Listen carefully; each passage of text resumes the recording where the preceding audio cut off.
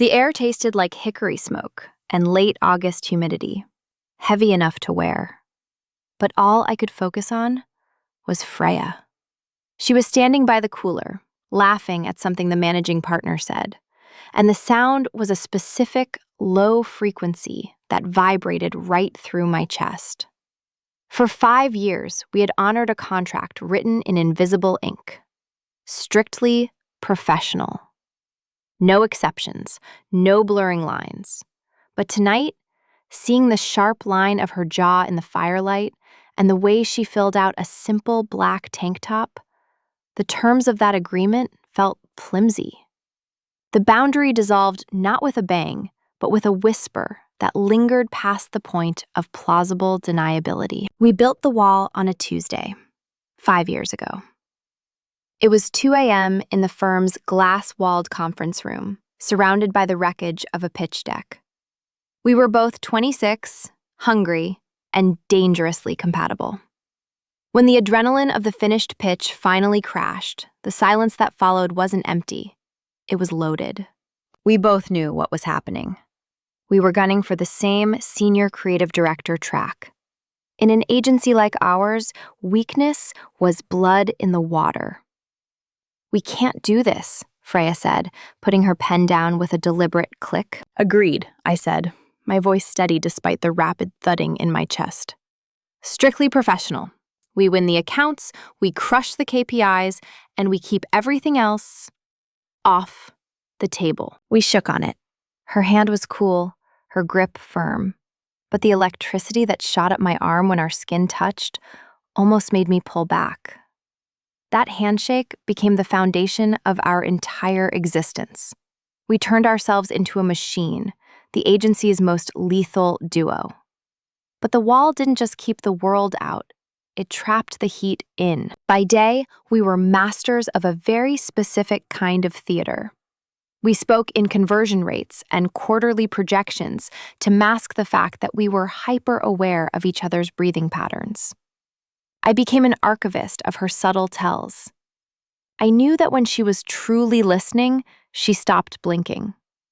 I knew that when I made a point she admired, her pen would tap a specific 3-beat rhythm.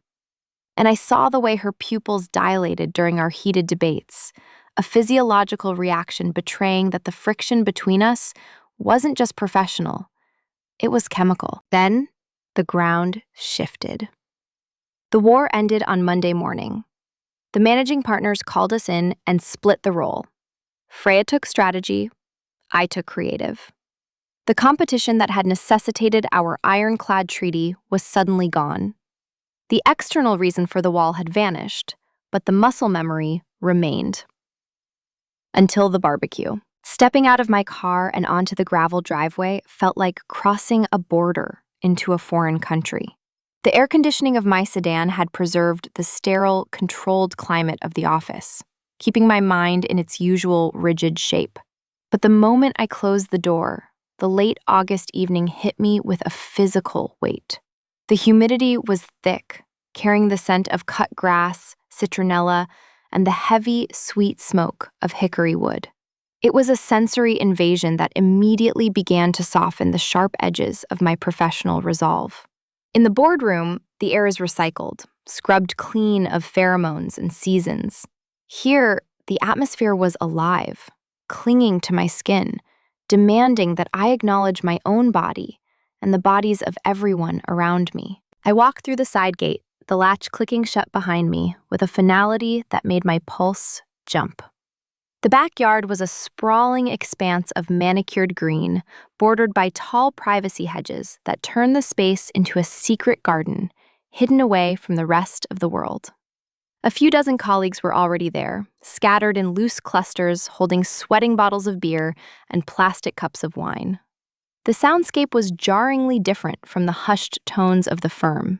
Laughter was louder, voices were pitched lower, and the underlying hum of ambition had been replaced by the lazy cadence of a Friday night. Then, I saw her. Freya was standing near the patio doors, holding a glass of amber liquid that caught the fading sunlight.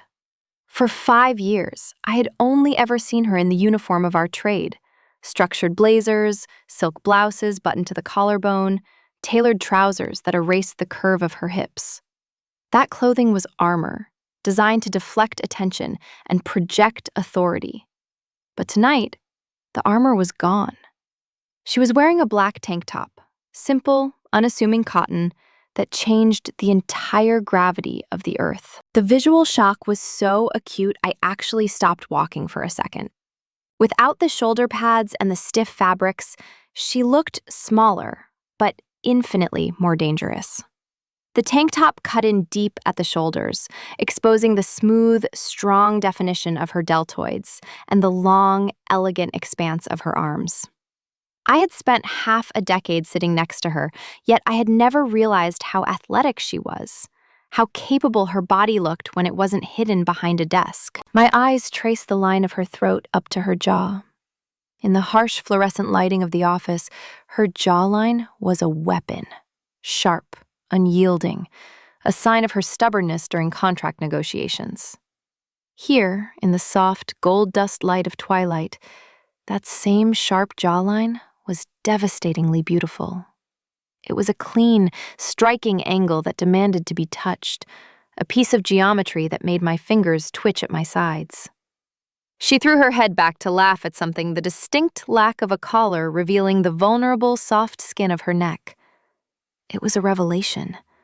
It was like seeing a statue come to life. I forced myself to move, to navigate the lawn as if I weren't currently hyperventilating internally. This was the deceptive safety of the crowd. Everyone else was relaxing, loosening ties, and unbuttoning top buttons. They were shedding their work skins. But for me, the environment felt like a minefield. I was trying to apply our office rules to a space that actively rejected them. How do you maintain a 2-foot physical buffer when people are squeezing past you to get to the cooler? How do you keep the conversation strictly professional when the bass of the music is thumping in your chest and the sun is dipping below the horizon, painting everything in shades of violet and desire? I grabbed a sparkling water from the ice bucket, my hand shaking slightly. I wasn't looking at her, at least I was trying not to, but my awareness of her was absolute.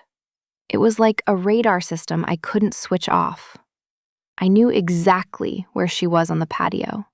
I knew when she shifted her weight from one foot to the other. I knew when she took a sip of her drink.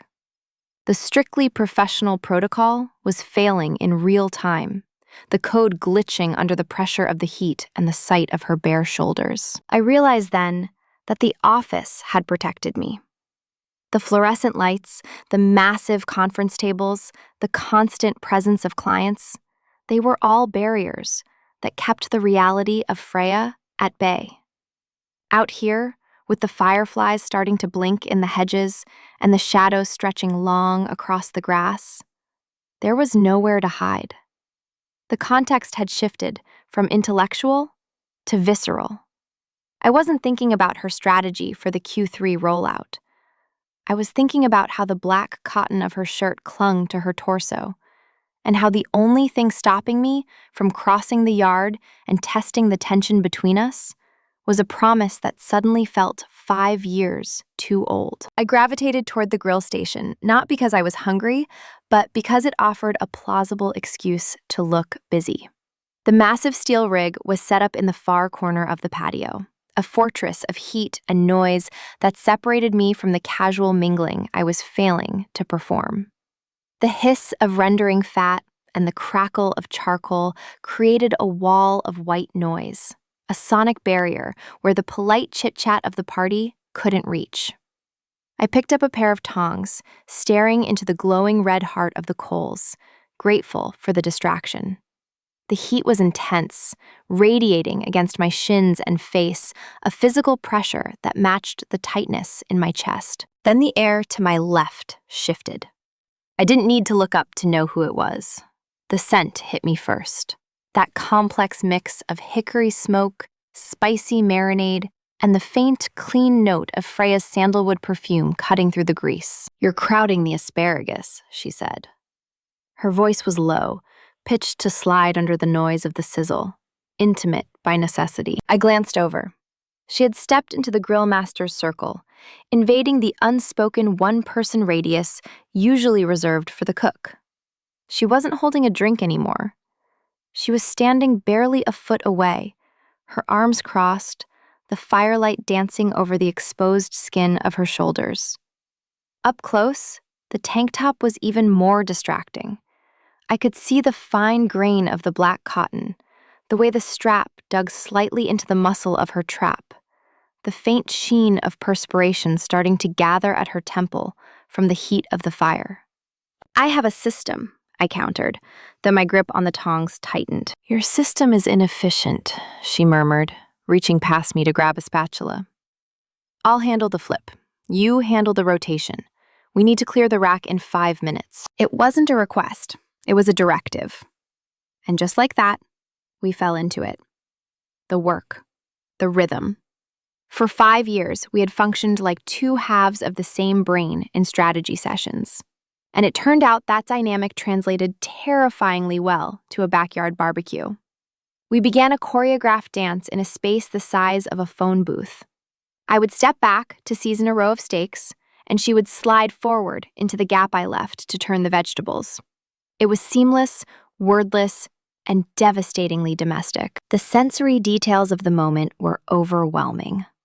The heat from the coals was suffocating, warping the air between us until everything looked slightly fluid, like a mirage. Every time she reached across the grill, I felt the phantom heat of her body radiating toward me. The physical buffer we had maintained for half a decade, that sacred 2 feet of empty space, was impossible to hold here. The geography of the grill forced us into a proximity that felt illicit. "Plate," she ordered, holding a perfectly seared ribeye aloft. I grabbed the platter, stepping in to catch the steak. As I did, the inevitable happened. A sudden flare-up from the coals made us both flinch backward at the exact same second. My elbow knocked into her arm. It wasn't the polite, cloth-buffered bump of 2 colleagues in blazers navigating a crowded hallway. It was bare skin on bare skin. Her tricep, solid and warm, pressed firmly against my forearm. The contact acted like a live wire. The sensation wasn't just tactile. It was a shock to the system that traveled straight up my shoulder and settled heavy in my gut. In the office, layers of wool and silk acted as insulators, keeping the voltage contained. Here, there was nothing. Just the damp, humid friction of skin. We froze. For a split second, neither of us moved away. The strictly professional rulebook demanded an immediate apology and a retreat to a safe distance. But the heat of the grill gave us cover. We stayed there, arms touching, breathing in the smoke and the sandalwood, caught in a suspended moment where the only thing that mattered was the electric charge jumping the gap between us. I looked at her profile, illuminated by the orange glow of the embers. Her jaw was set, a muscle feathering near her ear, and her eyes were fixed on the fire with an intensity that had nothing to do with cooking. She didn't pull away. She leaned in, just a fraction of an inch, pressing the contact point harder, as if testing the structural integrity of the wall we'd built. The temperature around us seemed to spike 10 degrees. The sizzle of the meat was deafening, but the pounding of my own heart was louder. We were cooking dinner for 30 people, performing a public service, yet it felt like we were doing something incredibly private right in the center of the party. The professional distance hadn't just been breached, it had been burned away, leaving us standing in the ashes, terrified and thrilled by how easy it was to let it burn. I retreated to the edge of the patio, putting the heavy oak table and a dozen conversations between us. I needed distance. The heat from the grill had settled into my clothes, a smoky reminder of how close we had just been standing. But the heat under my skin was something else entirely. From this vantage point, safely obscured by the shadows of the hedges, I could watch her without the immediate danger of accidental contact. I told myself I was just cooling off, recalibrating the professional sensors that had been scrambled by the touch of her arm against mine. But the truth was, I was gathering intelligence. I was watching Freya operate in the wild, outside the containment field of the office, and what I saw was making my chest ache with a sudden, sharp possessiveness. She was holding court near the cooler, but the dynamic was different here. In the boardroom, she commanded attention through silence and terrifying competence. Here, she was magnetic in a way that felt reckless. A junior associate, I think his name was Kevin, a kid fresh out of grad school who still wore ties on Fridays, was telling a story, using his hands too much, clearly trying to impress the new co-head of strategy. In the office, Freya would have shut him down with a single arched eyebrow. But here, in the heavy August air, she was leaning against the railing, her posture loose, that black tank top exposing the relaxed slope of her shoulders. Then, it happened. Kevin said something, probably a self-deprecating joke about the client pitch, and Freya laughed. It wasn't the laugh I knew. I had categorized her laughs over the last 5 years, like a biologist studying a rare species. There was the client laugh, a polite, measured sound designed to make mediocre men feel interesting. There was the stress laugh, a sharp, breathless exhale that meant we were about to pull an all-nighter. But this was new. She threw her head back, exposing the long, pale column of her throat, and let out a sound that was deep, throaty, and completely uninhibited. It was a laugh that shook her entire frame, a sound of genuine, unguarded joy that vibrated through the humid air and landed straight in the center of my gut. A hot, ugly spike of jealousy twisted inside me.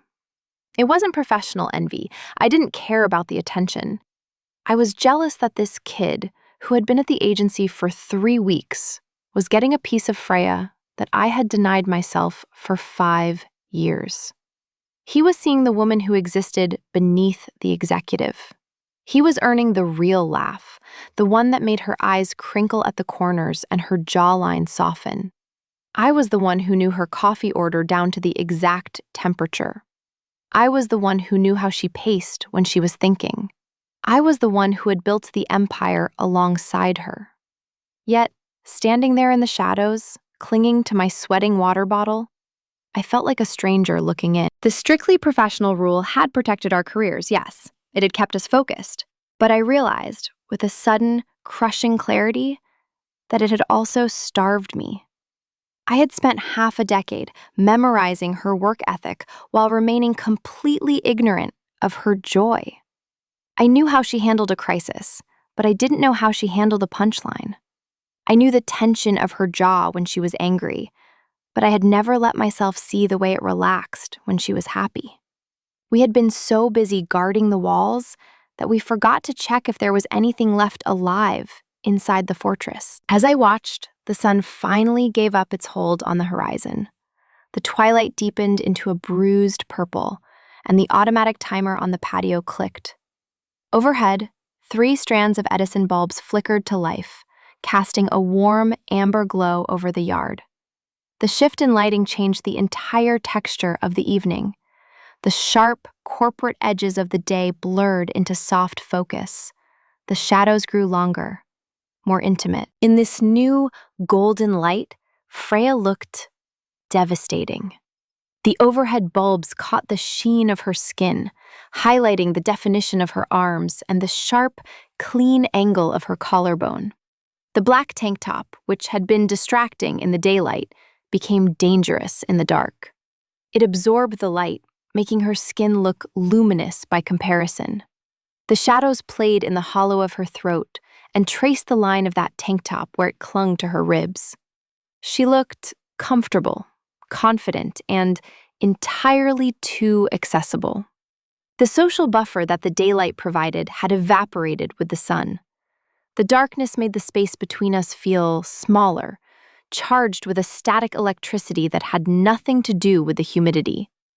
I watched her take a sip of her drink, the glass catching the string lights, and I knew I couldn't stay in the shadows anymore. The distance wasn't safe. It was just lonely. And I was done being safe. I found myself drifting toward the perimeter of the yard, seeking refuge from the pulsing heart of the party, where the music had shifted to a bass-heavy rhythm that rattled my teeth. I needed quiet. I needed to recalibrate my sensors, which were currently overloaded by the humidity and the lingering, phantom sensation of her arm pressing against mine. I ended up near the old oak tree at the far edge of the property, a spot where the amber light from the string bulbs didn't quite reach, leaving the space in a soft, blue-tinged obscurity. I wasn't surprised when I heard footsteps crunching on the dry leaves behind me. I didn't even turn around.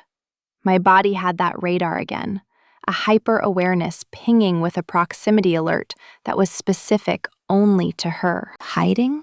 Freya's voice was low, stripped of its usual boardroom projection. Strategizing, I corrected, leaning against the rough bark of the tree, but not moving away. The cooler is currently under siege by the interns. I'm waiting for reinforcements to clear the area before I attempt a resupply run. She stepped up beside me. She didn't stand 2 feet away. She stood close enough that I could feel the warmth radiating off her bare arm, close enough that the scent of the night air, mixed with her perfume, enveloped me completely. She was holding a heavy crystal tumbler, the amber liquid inside catching the faint light from the house. "It's bourbon," she said, tracking my gaze. "From the stash inside, not the watered-down punch they're serving by the pool." "I'm jealous," I admitted, looking at the glass. "I'm currently dehydrated and sober, which is a dangerous combination for this crowd." Freya didn't say anything. She just extended her arm, offering the glass to me. In the office, this would have been a violation. Sharing a drink was intimate. It implied a lack of boundaries, a fluidity of ownership that we had strictly forbidden during the campaign for the promotion. But out here, in the dark, under the canopy of the oak tree, the rules felt like they belonged to a different lifetime. I hesitated for a fraction of a second, my eyes meeting hers. Her gaze was steady, challenging, daring me to acknowledge that the treaty was over. I took the glass. My fingers brushed against hers, a brief, electric friction that made my breath hitch. The glass was warm from her hand. I raised it to my lips, conscious of the fact that I was placing my mouth exactly where hers had been moments before. It was an indirect kiss, a ghost of contact that felt more scandalous than if I had actually touched her skin. The bourbon was smooth, burning a pleasant, smoky path down my throat. But the heat on my face had nothing to do with the alcohol. I handed the glass back, and the transfer felt heavy, like we were passing a secret between us. "Better?" she asked, her voice dropping an octave. "Much," I managed to say. She took a sip, her eyes never leaving mine, swallowing slowly. The silence that settled between us wasn't the tense, loaded silence of a negotiation. It was the heavy, comfortable silence of two people who have been running a marathon side by side and have finally crossed the finish line. The work armor was gone. Her shoulders were slumped slightly, not with defeat, but with a profound, honest fatigue. 5 years, she whispered, looking out at the chaotic party. "We spent 5 years fighting for a chair, Isabel. Do you even remember why we started?" "Ambition," I said automatically. "Survival." "Fear," she corrected. She turned to face me fully, the darkness hiding the sharp edges of her face but emphasizing the intensity of her eyes. "I was terrified that if I didn't beat you, I'd have to admit how much I admired you." The confession hung in the air, fragile and terrifying. This wasn't marketing jargon. This wasn't a SWOT analysis. This was the truth, stripped bare. "I didn't want to beat you," I confessed, the words tumbling out before I could check them. "I just wanted to be the only person who could keep up with you." She smiled then. a small, sad curve of her lips that made my heart ache. The competition had been a wound we kept ripping open every day, a laceration that we told ourselves was necessary for the business. But standing there, sharing her bourbon, watching the way the tank top strap slipped slightly off her shoulder, I realized the wound was closing. The tension wasn't a weapon anymore. It was a suture. It was the thread pulling the edges of us together, tightening, binding us into something new. The promotion battle was over. The scar tissue was forming. And for the first time, I realized that the healing process might be more dangerous than the injury ever was. Because now, there was nothing to stop the skin from knitting together until we were inseparable. By 11 o'clock, the architecture of the party had collapsed into something softer and more dangerous.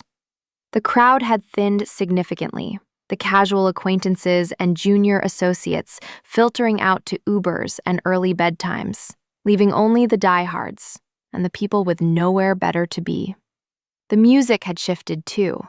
The thumping bass that had driven the energy earlier in the night had been replaced by something slow and bluesy, a low, rhythmic hum that seemed to sync with the swaying of the trees in the dark.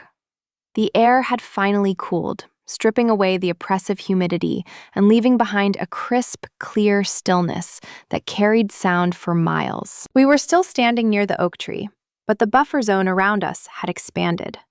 It felt like we were on an island, separated from the remaining clusters of people by a sea of dark grass and shadow. Freya had turned slightly, watching the dying embers of the fire pit across the yard. The orange glow reflected in her eyes, making them look liquid and vast. She looked relaxed in a way that still felt foreign to me, her posture loose, one hand resting on her hip, the other holding her empty glass. That's when I saw it. It was a small detail, the kind of thing I would have missed in the frantic energy of the office. But out here in the quiet dark, it screamed for attention. There was a smudge of gray ash, a souvenir from our time at the grill, streaked across her collarbone. It started on the pale skin of her neck and disappeared under the thin black strap of her tank top. It was a flaw in her perfect presentation, a crack in the pristine image of the executive who never had a hair out of place. And for some reason, that tiny streak of soot felt like an invitation. In the conference room, under the white, hot glare of the overhead lights, I would have handled this with clinical detachment. I would have said, "Freya, you have something on your neck," and handed her a tissue. I would have kept my hands in my pockets. I would have respected the treaty. But the treaty was 5 years old, and the ink had faded, and the bourbon was warm in my blood. "Hold on," I said. My voice sounded rough, unfamiliar to my own ears. She turned to look at me, confusion knitting her brows together. "What?" I didn't explain. I didn't verify the clearance code or ask for permission. I just reached out. The movement was slow, deliberate, moving through the thick air like I was pushing through water. My hand felt heavy, charged with a static electricity that made my fingertips tingle before I even made contact. My thumb brushed against her skin. The sensation was a shockwave. Her skin was incredibly warm, softer than I had let myself imagine during all those years of staring at her from across a boardroom table. I traced the path of the ash, my thumb moving gently over the prominent ridge of her collarbone, sliding up toward the hollow of her throat. The friction was electric. It was the first time in 5 years that I had touched her without an accidental collision or a professional handshake. This wasn't utilitarian. This wasn't an accident. This was a claim. I wiped the ash away, but I didn't pull my hand back. I couldn't. My thumb lingered, resting against the pulse point in her neck. I could feel the rhythm of her heart beating there. Fast, erratic, betraying the calm expression on her face. It was a physical confirmation of the effect I had on her, a data point that shattered every assumption I'd made about her indifference. My hand shifted, just an inch, until my thumb was resting against the sharp line of her jaw. Up close, that jawline was even more devastating. It was tension made manifest, a hard, clean angle of bone that I had watched set in determination 1,000 times. Now, under my touch, I felt the muscle jump. I felt her breath hitch, a sharp intake of air that she didn't release. She froze. She didn't pull away. She didn't slap my hand down or make a joke to diffuse the tension. She just went completely still, her eyes locking onto mine with a terrifying intensity. The silence that slammed down between us was deafening. It was the sound of a 5-year-old wall crumbling into dust. The strictly professional rule, the one we had built our entire careers around, the one that had kept us safe and employed and sane, shattered under the weight of a single touch. I stood there, my hand cupping her jaw, feeling the heat of her skin seep into my palm. And I realized, with a jolt of panic and exhilaration, that there was no going back. We had crossed the line. We had burned the map. And looking at her lips, parted slightly in surprise, I knew I didn't want to find my way back. The seconds following that touch stretched out, warping time like heat rising off asphalt. My hand was still cupping her jaw, my thumb resting on the pulse that hammered a frantic rhythm against her skin. Logic dictated that one of us should pull away. 5 years of conditioning, of strict protocols and physical buffers, screamed that we were standing on a precipice. But neither of us moved. The muscle memory of avoidance, so carefully honed in boardrooms and client dinners, had simply vanished. Instead of retreating, Freya leaned into my touch. It was a microscopic shift, a barely there pressure of her cheek against my palm, but it felt like a building collapsing. It was a surrender. The music from the patio drifted over to us, a slow, hazy bass line that seemed to wrap around the oak tree, isolating us further. Freya's eyes, dark and unreadable in the shadows, dropped from my gaze to my mouth, then back up. The intensity of that look was a physical weight. Then, she moved. She didn't step back. She stepped in. She closed the final inches of distance between us, invading the personal space I had guarded like a fortress for half a decade. The scent of her, that mix of smoke, bourbon, and sandalwood, flooded my senses, drowning out the smell of the charcoal and the damp grass. She turned her head slightly, tilting it so her lips were hovering just below my ear. It was the posture of someone sharing a casual secret at a loud party, a socially acceptable maneuver to be heard over the noise. But the party wasn't loud anymore, and we both knew this had nothing to do with acoustics. "Isabel," she breathed. Her voice was barely a sound. It was a vibration that traveled straight through my skin and settled deep in my chest.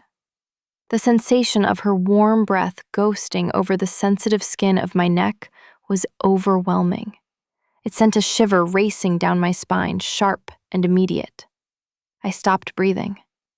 I felt the heat of her body radiating against mine, the dangerous proximity of her torso in that thin black tank top inches from my own. She didn't pull back. That was the moment the world tilted. A polite whisper lasts 2 seconds. A professional aside lasts 3. Freya stayed there.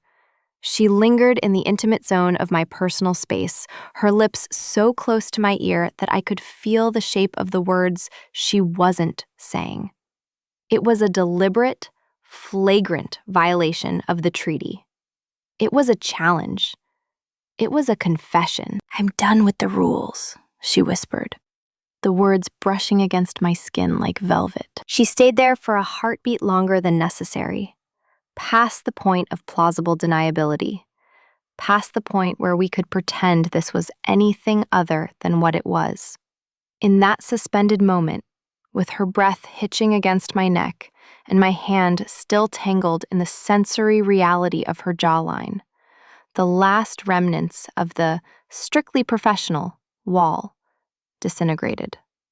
The fear that had driven us, the fear of scandal, of distraction, of weakness, evaporated.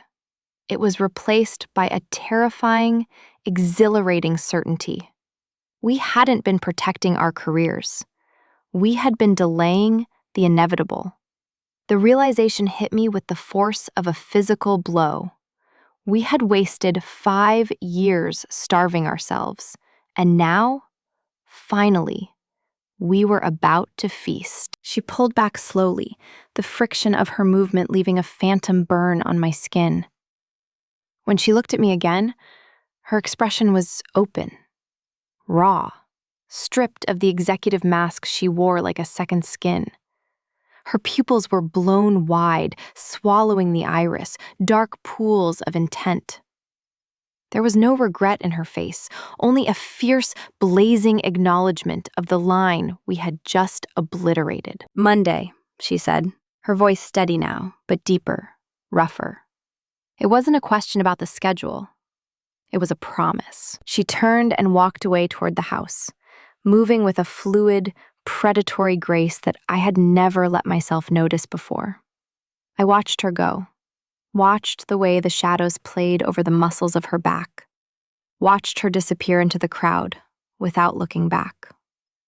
I stood alone under the oak tree, my hand still tingling where I had touched her, my heart hammering against my ribs like a trapped bird. I left the party 5 minutes later. I didn't say goodbye to anyone. I walked to my car in a daze, the gravel crunching loudly under my heels. The drive home was a blur of highway lights and racing thoughts. The atmosphere inside the car felt charged, heavy with the memory of her proximity. I was leaving alone, but I wasn't solitary. I was carrying a secret that felt electric, a shared reality that had fundamentally altered the gravity of the earth. The war was over. The treaty was burned. And as I merged onto the freeway, watching the city skyline glitter in the distance, I knew that Monday morning wasn't going to be business as usual.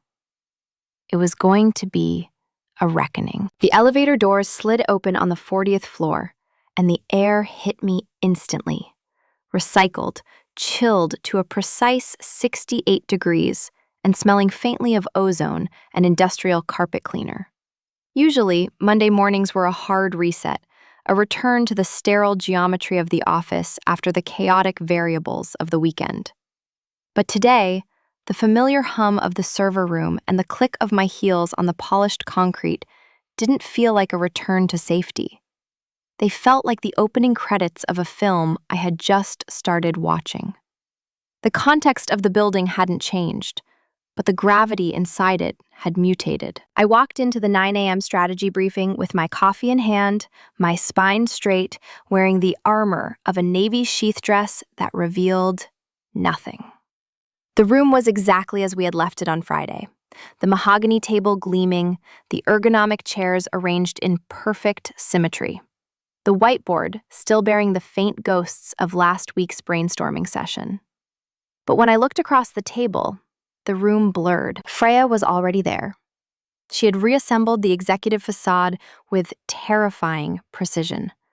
She was wearing a structured charcoal blazer, a white silk blouse buttoned all the way to the hollow of her throat, and her hair was pinned back in that severe architectural chignon that signaled she was in war mode.